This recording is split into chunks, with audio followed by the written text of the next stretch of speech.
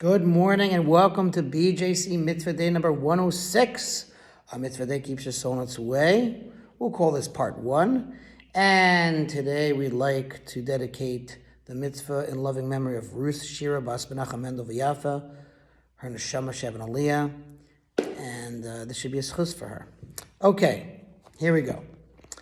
The Kohanim, so this is the mitzvah, the obligation upon the Kohanim to sanctify their hands and feet when serving in the temple.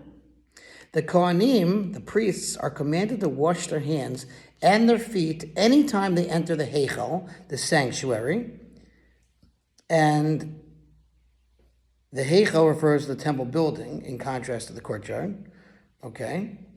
And upon coming to perform the divine avoda, the service in the temple, even if they perform that avoda in the courtyard. This is referred to as the mitzvah of sanctification of the hands and feet. Kohanim are so commanded as the verse states in Exodus, also Parshas Kisisa, book of Shmos, the book of Exodus.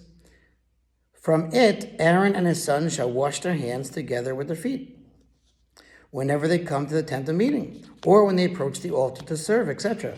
Kind of like our washing stations, but they also would wash their feet. Among the underlying purposes of the mitzvah is the firm foundation that we have mentioned regarding many of the mitzvahs relating to the Holy Temple, which was, again, mitzvahs number 95, 98, and 103.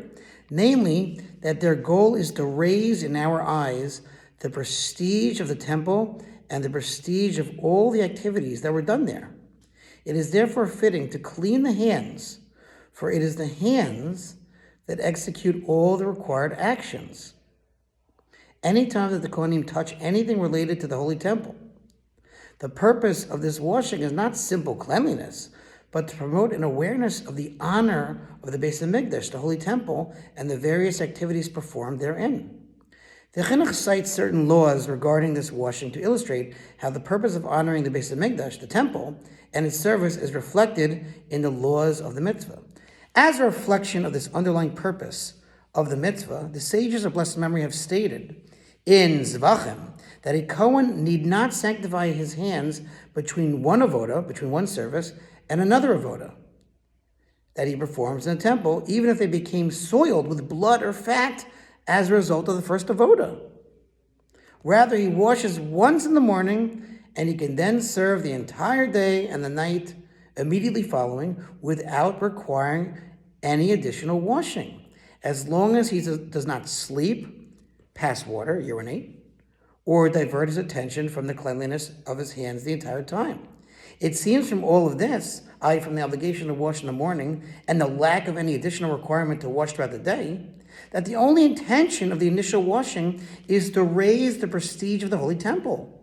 For even if a Kohen was pure of any ritual impurity and clean when he first comes to the temple, he is still required to wash before engaging in any avoda, in any service. Yet once he has begun the avoda, he does not require any new washing between his performance of one avoda and his performance of another avoda, even if his hands became soiled throughout the first avoda. The only exception is on Yom Kippur, when the Kohen Gadol performs the sanctification of the hands and feet 10 times throughout the day, due to the great stringency of the Yom Kippur day.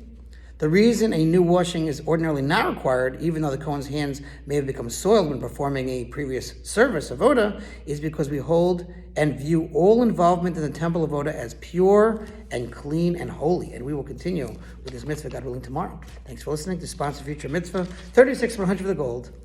Have a great day.